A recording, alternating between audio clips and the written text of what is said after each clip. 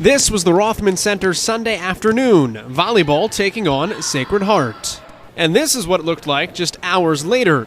Officially put to use as an emergency shelter, more than 100 people, mostly students, displaced from the effects of the weekend's rare October snow blast. Athletics Director David Langford.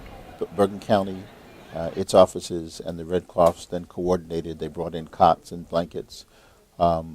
We knew that because there's no power on the TNEC side of campus that we were going to have to find a place for the students to stay. This became the logical choice.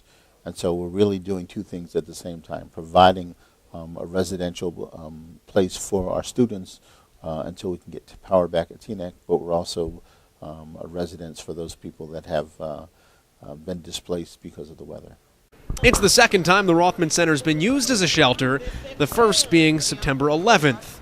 John McCarthy is with the Red Cross, trying to make the arrangements as cozy as possible. Well, we have the meals provided by catering service. We have cots here, blankets here. We have a nurse on hand 24/7.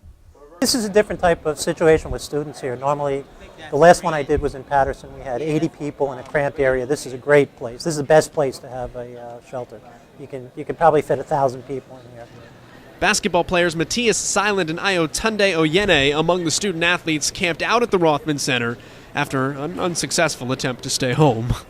I mean, the public said they had to come in to North Point because that's where I stay, and they're like, oh, we can't stay in the rooms. I'm like, oh my God. Then they said we can't stay in the locker rooms, so I'm like, well, I guess I'm just going to, do I have to then just stay out? Soccer players Jack McVeigh and Liam Cahill also in that group, with Cahill counting down the hours until a return home. These cots, they're not like our beds in North Point, obviously. And those beds, we miss very deeply. But at least the cots are a better fit for the footballers. Silent and Oyene run 6'7" and 6'9" respectively. A snug fit for sleeping. Yeah, they're really small. I mean, I try to just fit as much as I can, but what can we do? Now, as uncomfortable as some of these cots might be for the taller men's basketball players, imagine the night and into the morning for McVeigh and some of his teammates on the men's soccer team, who until about noon thought they were playing a game tonight at 8 o'clock. And how did they prepare for it? Well, by hanging around here on these same cots.